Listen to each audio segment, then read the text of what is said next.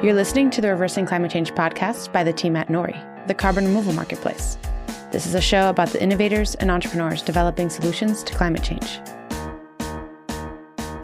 Hello and welcome to the Reversing Climate Change podcast with Nori. I'm Ross Kenyon. I'm one of the co-founders of Nori and the creative editor there. Today I have with me my colleague, fellow co-founder and CEO, Paul Gambill. Hey, Paul. Hey, Ross. Yeah, you were joking that we never talk unless it's on a podcast. I don't think that's strictly true, but is that how you feel? Do you feel neglected? It's kind of the opposite of that. The opposite? Yeah. Maybe we talk too much. I don't know. Could be. We should probably do more Nori shows because we've been thinking about a lot. A lot of it has impacts for how carbon removal works in general. We have a lot of interesting design decisions we've been really mulling over. I think we're going to get into that today too, because we have one of the members of our board of directors and one of our investors, Chris Burniske, partner at Placeholder VC, is here with us. Hey, Chris. Hey, Ross. Hey, Paul. Yeah, we wanted to have you on for a while, Chris, since you've been involved in crypto for so long. I feel like the show overall is somewhat neglectful of crypto and blockchain topics. And we wanted to talk about the industry as a whole, but also what Nori is doing and steps that we're making right now. So I hope you're prepared for such topics. I'm ready. Yeah, okay, good. Well, maybe, Paul, do you want to introduce broadly what we've been up to, what the stage of the company is, and how it pertains to crypto? Sure. So going back to the founding of Nori, what we're trying to do is create a global commodities market for carbon removal, create that price incentive so that people can know how much money they can make by removing carbon from the air. That way, market forces will push new business creation, new technology development, and so on. And going to how Nori works under the hood, the whole design here is that we're creating our own cryptocurrency, the Nori token, where one token purchases 1 ton of CO2. And that should mean that whatever the price of the token is becomes the actual reference price for carbon.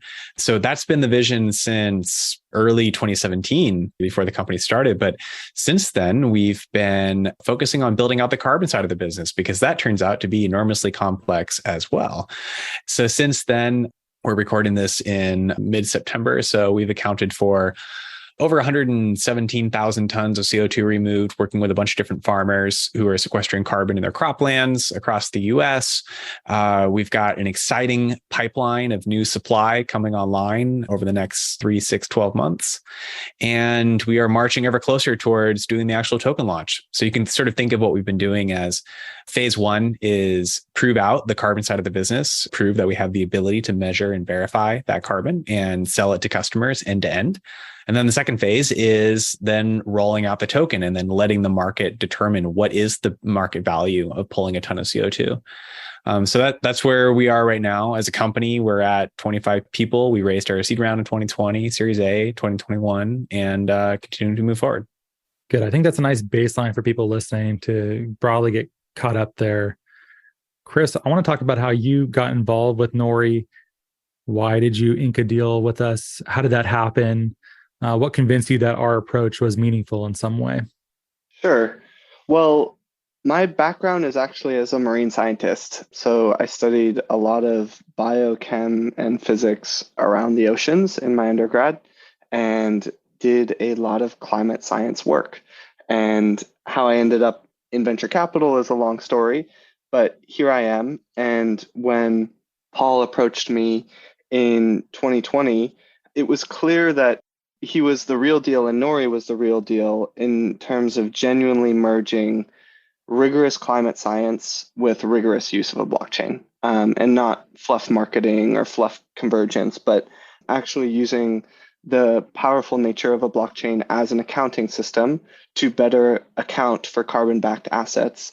And then at the same time, use the power of that accounting system to create a transparent market structure that could price those assets. And I knew from some of my background that one of the problems with carbon markets was their opacity. So if you look at how things have traditionally worked, it's a lot of, you could call it backroom dealing. And it's not that it's necessarily nefarious, but it's basically two entities talking with each other, typically at scale, that leaves out the little guy, leaves out a lot of transparency. and it's two big entities coming to a decision on what the price should be. And that's what's known as over-the-counter or OTC trading. You don't get good pricing, you don't get optimal outcomes, either in terms of what's supplied in such an environment because access is limited. And so knowing that the majority of carbon markets have worked that way, it's also easier to recognize that you need a market-based system. Now, market-based systems have been attempted, and they have either been policy-driven or they have failed due to doubts around the legitimacy of the underlying carbon-backed assets. And again, these are things that in Placeholder's diligence of Nori in 2020 that were known, acknowledged, and being attended to in the design. So let me pause there because there was a lot of thought that went into making the Nori investment, but we're happy we did it. Paul, do you want to fish for some compliments right now, or do you want to just let it play out naturally and hope it happens? I like the natural organic compliments myself. Were you looking for companies inside carbon removal or climate tech broadly? Was that something that you were seeking out, or did Nori just come across your desk and thought it looked intriguing? I would say I'm always seeking out those investments. It's just finding ones that are earnest in the pursuit or in their pursuit is really difficult. And so Nori was the first that fit the climate bill. And we've since done an adjacent deal with WeatherXM, which is more on the weather and climate data side, less on carbon-backed assets. But I love merging, my background in, you could just call it Earth systems, with my understanding, and most of my career, I guess at this point, has been in blockchains. And so melding those two is super gratifying for me. And then it's also part of what the world needs most right now, right? So if I can allocate capital to helping accelerate solving some of these most pressing problems, then I not only have a responsibility to do so to, Placeholders, investors, but also to the world.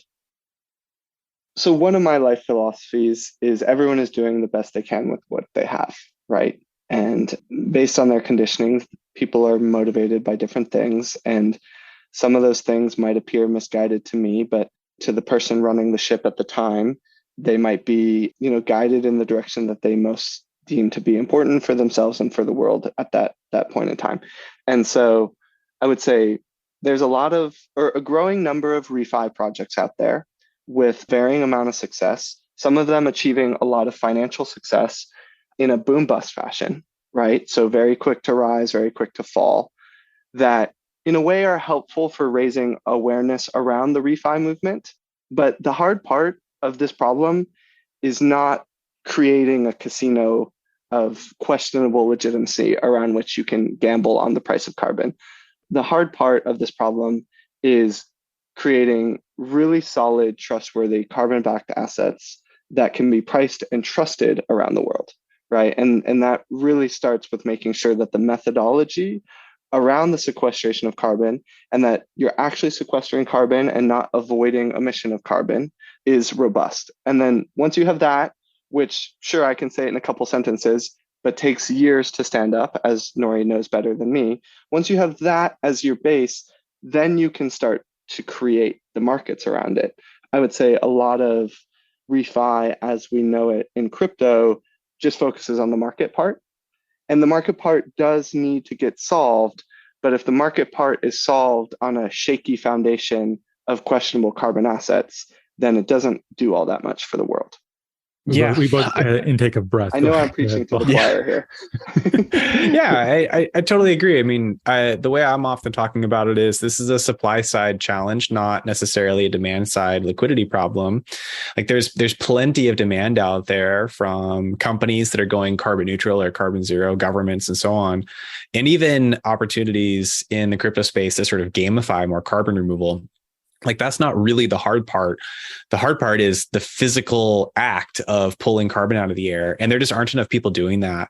And then when there are people doing it, it's often very, very difficult to measure and verify that that's being done. So that is really the bulk of the work. And I mean, there are a whole bunch of reasons why we've made the design choices that we've had in terms of not working with the existing offset registries, because it's basically too expensive and too time consuming to do so. And so having to develop our own methods for the partners we work with, the third parties who are going to do audit and verification and so on, building that out takes a lot of time. It's quite difficult. And I think that as there have been new projects coming out in the refi space, they're not necessarily interested or willing to do that more difficult component. And they're focusing on like the other pieces that they think they can do well. I just think that ultimately, if you are going to be dependent upon the carbon offset registries like Verra or Gold Standard, then you're always going to be short on supply because they just cannot possibly move fast enough. So everything that we do internally at Nori, which may seem opaque at some points to people, especially in the crypto and refi space, is really driven around how do we get really high quality measurement and verification in a scalable way from people who are removing carbon in different ways. And so like some of the things that we're working on right now are how do we sort of create new permanence and ton-year accounting standards so that we can, basically the market sees a difference between different types of carbon removal. And so how is that being built into the market aspects of that? There's a lot of work that goes into that that's required in order to make it scalable. And I don't think you guys are opaque so much as you just go really deep. And so like what you're alluding to there is the science of sequestration and actually accounting of ton years over time. And that's the type of thing where it's going to lose the interest of most people, right? Because it goes so deep, but it is important. And so it's not some flashy thing that can be done very quickly or can be distilled into a meme, but it is important foundational work that someone needs to do. What are you trying to say about memes, Chris? Was that a jab? Memes are an important way to communicate to the masses, but they cannot communicate all information. Okay, fine. Yes. In this commodity market drive that we've been thinking about, some of our work is remarkably unsexy because we're not supposed to be the farmer's market, little boutique model, or the like direct to consumer. We have an amazing product and we don't need to sell through a marketplace in order to reach our customers. We're almost trying to reach people who are doing carbon removal at much greater volumes, and they need a marketplace to stand between them and the customer and to do price discovery and to make this whole system work. And that isn't really as attractive as going to the farmer's market. It's hard to, if you had to compare going to Target or Walmart rather than going to a farmer's market, you're like, come on, like it's a different experience. We try to compensate for that in various ways. Yeah. The problem is the underlying asset. We have to make sure the carbon gets removed from the atmosphere. Like that, it all starts from that. And anything that is built around carbon markets that isn't first and foremost ensuring that there's real carbon dioxide being pulled out of the atmosphere isn't really making any sort of impact in the way that we want to see. Like, our mission at Nori is to see the world's atmospheric carbon balance get back to 300 parts per million. Crypto and blockchain are just tools to facilitate that. They're not the purpose of the company. The purpose of the company is to get carbon out of the air. And so many of these design decisions are quite difficult. And we spend sometimes weeks or months doing our own research, talking with different groups of scientists and other participants in the marketplace and so on, before we have to make sometimes quite difficult decisions about how we want to go about this and seek out feedback from the market. So yeah, I think your characterization is right, Ross, because we are trying to build this market that is simultaneously both accessible to an individual, but also attractive to the really large corporate players in the world who actually have the resources and means and will to affect like really large change in atmospheric carbon. Do you think it's worthwhile? Well, both of you should answer this question, but since a lot of these crypto climate intersection projects are quite focused on the demand side of this problem, does it make sense for Nori to be involved with them? I can see some benefits, but one of the things that worries me is the complexity of some of these projects. With some of them are obscure financial instruments, and tying Nori to that kind of complexity makes me worried. And I don't even know if that is a justified concern. It's possible I don't know enough and I'm just being a chicken little. Well, I would say, one of the things that originally drew us to Nori is it's an impartial but credible standard on carbon sequestration, right? And then it produces these reliable carbon-backed assets. And with the launch of the Nori token, the fungible token, a fungible mechanism to price them. The reason I go through all that is that's all permissionless, right? And so my view is actually that Nori has no say in who buys the Nori token or who uses the Nori token to buy the underlying NFTs. And that's part of the point of being impartial. And it's important, right? Because this allows a whole group of suppliers and consumers to coordinate around Nori as the impartial standard. And so I think that these crypto carbon projects should absolutely use Nori if it fits their bill of needs, right? And they can accumulate Nori's carbon-backed assets, the NFTs, and to do so, they would have to be buying Nori, the fungible token, at the going market rate for 1 ton of CO2 sequestered for 10 years. Yeah, we've talked with a number of them. The interesting thing is that we also have this philosophical belief that the carbon itself shouldn't be traded. We want our system to work so that every new dollar spent results in net new carbon coming out of the air. And sometimes that doesn't necessarily fit into the token economic models of some of those other projects. But we've been interested in exploring other ways to make that happen and whether it is possible. But basically, yeah, I think it's a good thing to try to figure out ways to integrate demand for carbon removal from other crypto refi projects into Nori's marketplace. But I think we're trying to solve like a slightly different problem than some of the other projects are. Let's unpack that a bit more because Paul mentioned the 2 assets, right? And depending on how much your users know already about Nori's design, but when Paul says the 2 assets, we've got one, which is a NFT, a non-fungible token, right, which represents 1 ton of carbon sequestered for 10 years. And that's carbon that a farmer facilitated putting in the ground through the way in which they manage their land. So you could think of that kind of like the barrel of oil or the inverse barrel of oil, right? And that's actually the asset that gets delivered. But when it gets delivered, it cannot be transferred again. And this is part of the beauty of blockchains because blockchain can programmatically enforce that.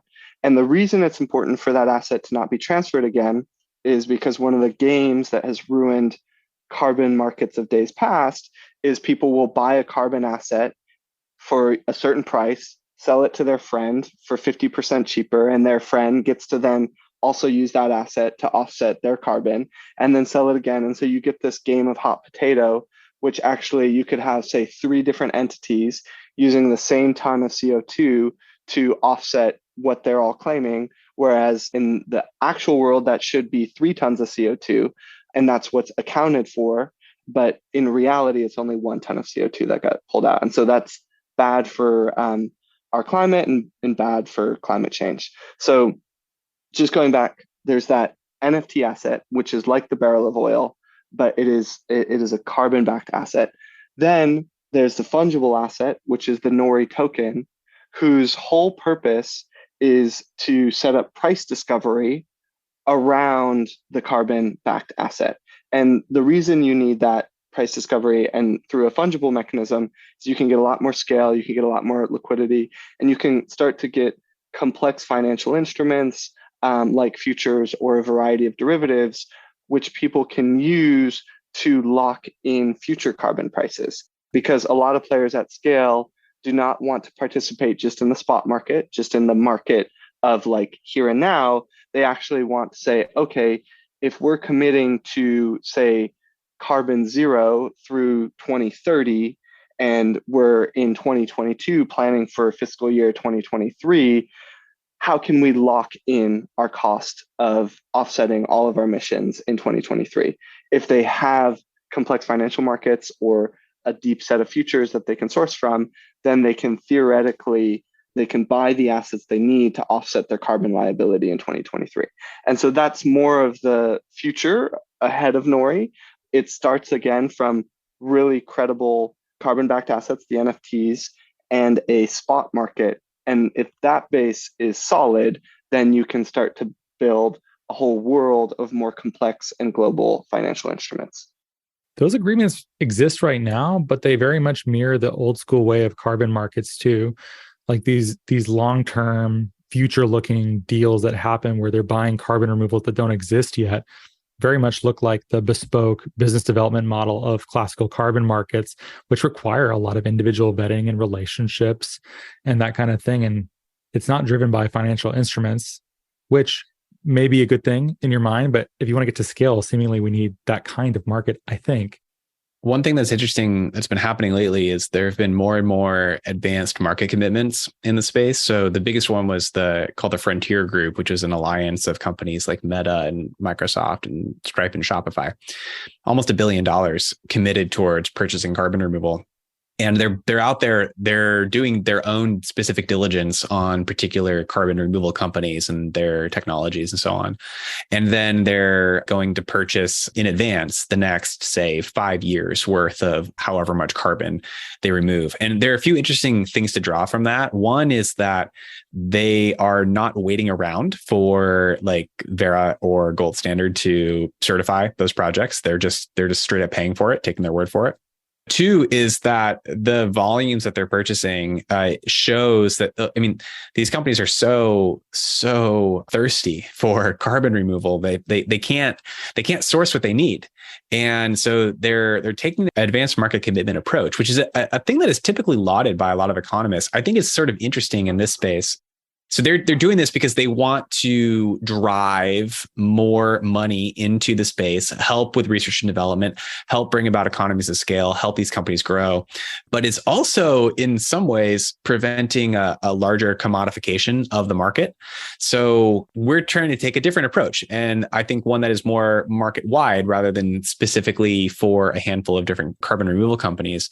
And we're trying to take this approach of saying, exactly how Chris is describing it, if you want to be able to purchase X number of tons of CO2 over the next Y years, then purchase X number of tokens and then use them as inventory comes online. And then the signal that is being sent to the supply side is in the form of the price of the token. So we've designed this that there are a finite number of tokens, 500 million, that are created. And this should be deflationary. So as the demand for carbon through Nori's market increases, so too does the demand for the Nori token. And with a fixed supply, that should then drive the price higher that meets that market demand. And then there's more and more of a financial incentive for suppliers to enter the market and remove more carbon and sell that carbon through Nori. So we're taking this like holistic market-based approach as opposed to some of the early buyers, especially, but players in the carbon removal space are taking a more individualized market approach. Well, I think they think that it's just too early for commoditization of carbon removal. And at the scales that they're talking about, they're almost certainly right. I wonder how long their assumptions will hold as true. I'm wondering, like, is it 1 year? Is it a couple years? Because at some point, and we're building the infrastructure for that next step as we see it, so that when that supply comes online, it's really able to uptake and it's no longer a bespoke individual process. It's more like a classical financial markets, commodities market. And we talk about the different types of methodologies and how they're supported by token economics. I know there's been a fair amount of discussion between you two about to what degree there should just be a Nori token versus a token for each family of methodologies. Perhaps there's one for ocean-based removals, another one for biochar, another one for direct air capture. What's your thinking on that, Chris? I know you've had a long storied We're opening debate. This can of worms. Yeah, let's get into that because that's an interesting conceptual question. Well, I would say the conversation is ongoing, and my view is that if Nori is to achieve this global scale that we desire, and that starts with 1 ton of CO2 reliably sequestered for 10 years, then as Nori adds each new methodology, where each new methodology has a different cost structure to sequestration and a different duration generally of sequestration, then the best bet is to create different fungible assets to price each carbon type. And so what is originally the Nori token could become the soil token, right? And it prices this 1 ton of CO2 that's sequestered for 10 years. And then let's say you add a kelp methodology and that becomes the kelp token, or you add a direct air capture methodology and that becomes the DAC token. And DAC, depending on the technology, maybe there's the 100-year DAC and the 1,000-year DAC, just as there are different durations of bonds, let's say. So I think that there's a lot of precedent within a marketplace to do that. And it really, for me, hinges upon the longevity of sequestration and the cost structure.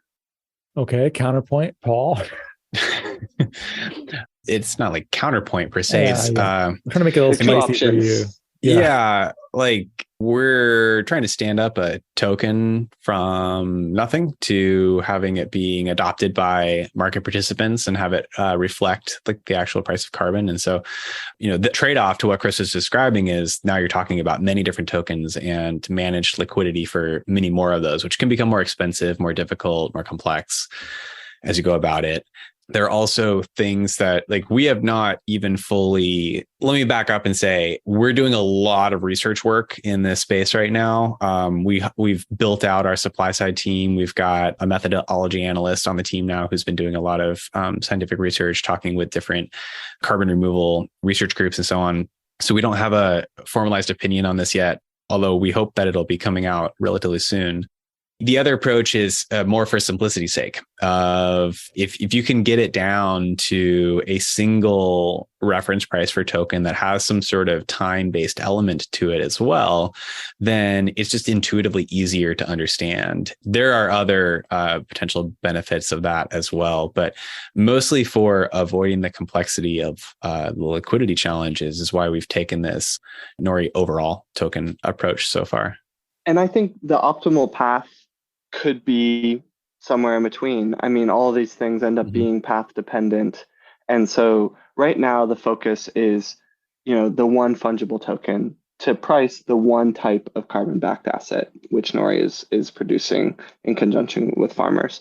And these are Maserati problems, we could call them. Maybe that's the wrong term to use, but like these would be very nice problems to have down the road should Nori achieve that scale of success and liquidity.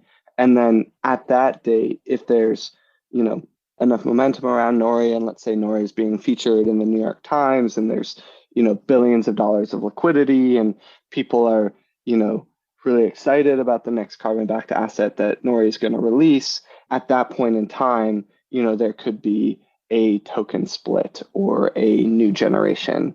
I totally agree with Paul, liquidity is a key thing. And so I think you would only start to split or fragment the market at a later date should there be sufficient liquidity to then slosh into the two new asset types. I'm going to stand in for the audience here listening, maybe not familiar with how liquidity works or why it's important. Chris, what exactly does it mean in this context? Sure. So liquidity is often confused with trading volume. The two are different. So trading volume just shows your daily turnover, dollar turnover of assets traded. But especially in the carbon markets, which are more weakly regulated, there can be a lot of wash trading. So just as an example, Paul and I could trade back and forth between the two of us, $1 of BTC a million times over. And you could say, oh my God, $1 million of BTC traded on this exchange today. But if all that was ever offered or sold on the market was $1, then actually the liquidity of that market was only $1, even though there was $1 million of trading volume. And so liquidity refers to the depth of what can be bought and sold on a marketplace at any point in time.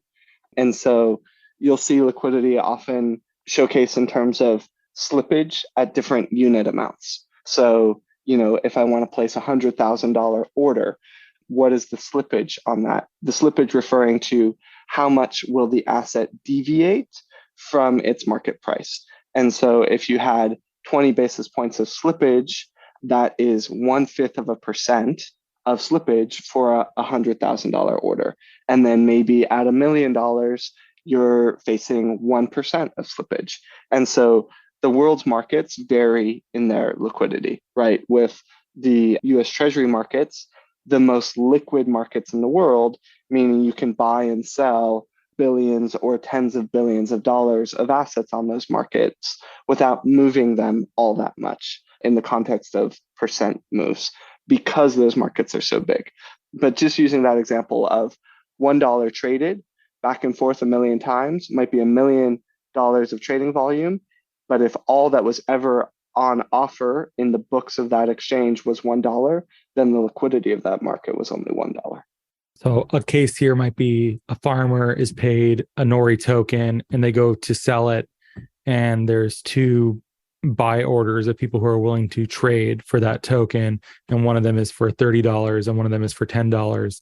And once that $30 order gets bought up, the slippage is $15. They just drop down to that next one. There's no depth between Correct. There's no depth to that market. There's no more counterparties. It's maybe just that's it. And that would not be ideal for people participating in this market. And there are various ways I think we're working on to avoid this sort of fate too, some of which are kind of fancy. I don't know if you want to introduce some of that, Paul. Well, yeah. So DeFi introduced, apps like Uniswap introduced the concept of having an automated market maker. So it works a little bit differently from having like a centralized order book where you've got a spread between bids and asks. And instead you just have a bucket of tokens against a bucket of another asset, whether it's a stable coin or ETH or a mix of different other assets. And the ratio between them is the price. And so the cool thing about an automated market maker is there's always a price. You can show up and there's always a market price for it. In the most simplistic models, you can't necessarily do something like limit orders, which is saying make a purchase at this price when the market moves to there. You're more just buying at market rate. And then it's also typical like for markets to have market makers who are helping reduce volatility and make it easy for people to trade within the liquidity of that market. So these are the different sorts of things that basically every crypto project does, and normal traditional financial markets do as well. I would layer in that these mechanisms we're discussing are most relevant to Nori, the fungible token that prices the underlying NFTs. And that's because a farmer just wants to receive a certain amount, really in dollars. And the whole point of the Nori fungible token is to create a depthful market, so a liquid market around the Nori token, where the Nori token will have a pretty reliable price. It might directionally go up over time if there is increased demand for carbon over time. That could be one way to think of it.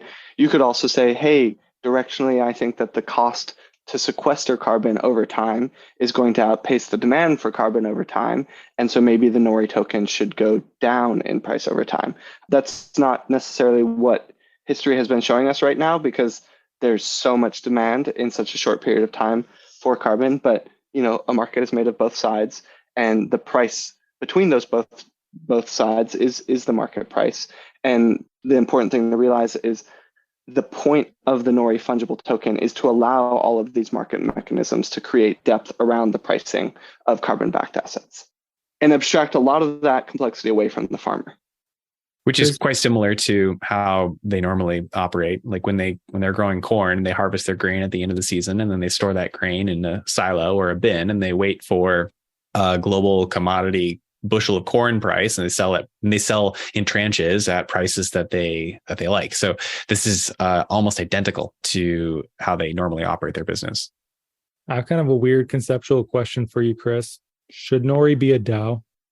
Eventually, yes, in that Nori, if it wants to eventually get to this state of being, an impartial global protocol for carbon sequestration, I think it needs to have as minimal of self-interest or extraction as possible while still sustaining the system, and not, if it becomes too self-interested, and sometimes companies, because of their profit motive, can become too self-interested, then often you lose the impartiality of the system. And so I guess I should back up and say Nori does not have to become a DAO, but I think that as DAOs grow up, and they're going through a steep learning curve right now, and the promise of DAOs is very far from the current reality of DAOs, but that DAOs are set up to also be, say, these more impartial and global governing structures. They're of course going to always be caught up in the drama that is the human existence until, perhaps it's algorithms guiding us and we're just vetoing or approving the decisions. But I would say that a DAO is aligned in theory with Nori's mission. And then it's just seeing whether in a few years or 5 years' time, if the reality of a DAO is able to handle the scale of Nori at that time. And if not, it might be waiting longer. Or I think that, Paul and you, Ross, and the team is mission driven enough to always hold, say, this pursuit of maximizing the amount of carbon that is pulled out of the atmosphere pretty much at all costs, then perhaps that could keep Nori, the company, minimally self-interested in corrupting the system. I basically agree with that. The areas I've thought about have been around some sort of crowd-based governance on the methodologies. So how we onboard new methods of carbon removal, how the measurement and verification happens, how do you decentralize that further so that it's going beyond just having individual third-party auditors and that kind of thing. And also the questions around, as you're onboarding new methodologies, what factors need to be taken into account as you are introducing new elements into this existing larger market. But I love the concept of DAOs, but as Chris said, I think that there's so much immaturity in the space. And I don't mean that in an emotional way. I just mean that we've seen some, although I guess that's true too. Growing pains. There are growing pains, certainly, in terms of DAOs. Like the DAOs right now, where every vote is like 99% to 0.5%, like that doesn't seem to me to be providing like totally effective governance. And I would wait to see for some sort of newer, more effective models to evolve before we like took big steps in those directions. Like I would say, if you were to distill down a DAO, or what I think of as like this new digital governing body over either digital or global networks, it's allowing the closest approximation of the constituents to govern the network or the service. Whereas right now, it's the shareholders or the politicians, which are to date the closest approximations of the people who guide that network or service. But they're pretty far approximations, and they get corrupted in all kinds of ways that we understand well. And so then the question is, can a DAO structure create a better approximation that is less corruptible? And that's the pursuit. Yeah, these are such interesting questions. And we'll fail at it in a million ways because we're human and we're imperfect. Yeah, and DAO being what? Decentralized autonomous organization. I should define that at the beginning even, but hopefully through context clues, you kind of get it. But to what degree? And I think of it less as autonomous, with the exception of I don't know how machine learning is going to work its way into DAO organization. Yeah. And so they'll only be like, I think right now we're at the stage and we're trying to figure out decentralized organizations and how can they become better approximations of the constituents and guide in a way that benefits the most constituents that participate in that network as possible. So we're at the decentralized organization stage. Machine learning is progressing at such a wicked fast rate alongside the progression of blockchains. And these blockchains are these open data systems where, without being too buzzwordy, there's an intuition in me and amongst, I would say, a fair amount of futurists that understand both worlds, that there will be a convergence between the way that machines digest and synthesize information at scale with governing these organizations. But it's just finding out how we can do it in such a way where the humans don't lose control, where they still have veto power over the machines, and that like the machines are producing like sensible suggestions, right? Without getting into the like philosophical concept of a machine having soul and a governing body having soul.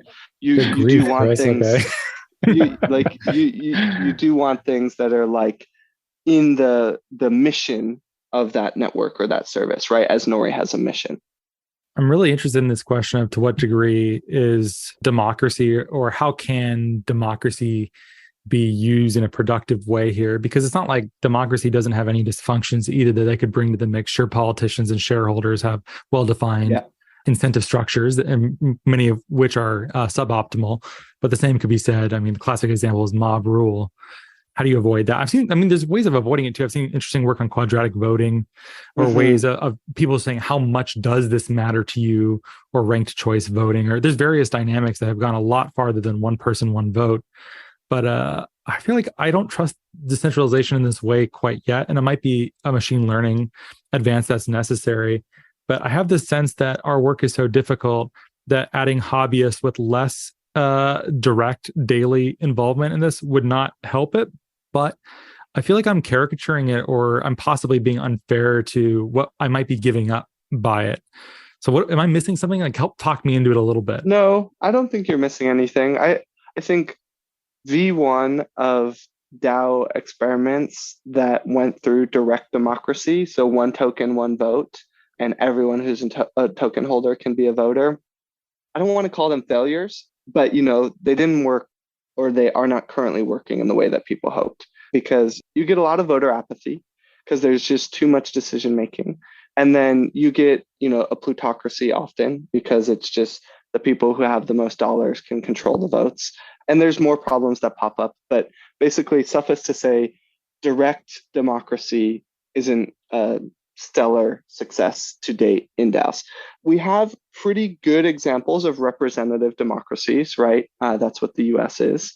And there are people claiming that they are stressing at the seams, with the amount of information and change that we have going on. And I think a problem with any governing system is it actually gets captured over time. And it's kind of, I think of it as like human systems accrue this sludge, and then like that sludge builds up over time. And then the sludge has an immune system that keeps itself from getting cleared out, right? And so like a lot of times you just need a full reset. And that's where like blockchains are full resets. They're basically parallel systems to the existing financial, economic, political systems that we have today. And so we could do a full reset of representative democracies, and they would probably work better for a time and then run into the same issues that we see with representative democracies today. As I said earlier, I think machine learning will work its way in here. The other thing I want to say, to not let go of some of the promise of direct democracy, or ways in which we could allow for some of it, is if you look at DAOs, there are some people experimenting with a certain token amount to submit proposals. And that's basically like saying, hey, anyone can submit a law for consideration to Congress. And that's actually quite cool in its openness, right? And you could even have another DAO of small, constituents who rally together to raise the funds necessary to hit the proposal threshold to then submit to a larger DAO because it's so important to them. And then the bigger governing body will then weigh on, whether this proposal gets passed.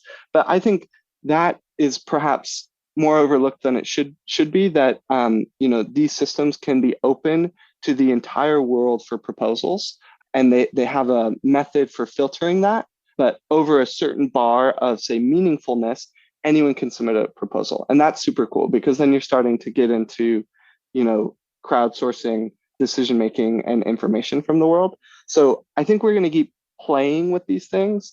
And Mario, the governance researcher at Placeholder, he wrote a piece on institutional isomorphism, which is a fancy way of just saying, once one thing works at scale, everyone will copy it, right? And that's what we're working towards with DAOs, where there's all these experiments, the movement, Bitcoin, the white paper is 2008, the network, January 2009, still very young movement. So we're a bit over 10 years in. I think over the next 10 years, we will get some successes. They'll be open source, and then people will just like copy paste that DAO organizational structure. And then it'll just spread like wildfire. Okay, I would love to plus see one. it. Yes. Yeah, I agree. Yeah, I would love to see something like that where we're able to harness. The power behind something like the Linux community is, and just open source in general, is a beautiful, magical thing when it works. I wonder how many of those I don't know about because they failed so badly. And how do I make sure that my company, which blood, sweat, and tears, does not turn into one of those by opening up in the wrong kinds of ways? You see, I just went on a long enough monologue that you forgot your original question. Was there a question? Well, I think that means it's time to end the show, is what that means, actually, Chris. We've hit that moment. Is there anything anyone is dying to say before we wrap up, or is now an okay time? No, you don't have like a bonus monologue, Chris? You ready? You ready to call it? No. I mean, I think there's lots of stuff that we could talk about, and I may come back on this podcast at a future date as Nori is matured and gone through a lot of growth. And yeah, I'm just excited to see where Nori goes. And there's so many topics either on this or adjacent to this that we would be glad to have you back on to talk about this. But thank you for your time for coming on, Chris. Thanks for having me. Paul, good to see you. It's been several months since we've last spoken. So thank you. Yeah, we never talk except on this podcast. So nice to see your ass. Yeah, links to Chris's very active Twitter feed and Placeholder VC are in the show notes. Thanks so much for listening. Please give us a great rating in Apple Podcasts or Spotify. It helps us a lot. Thanks so much for listening and have a lovely day.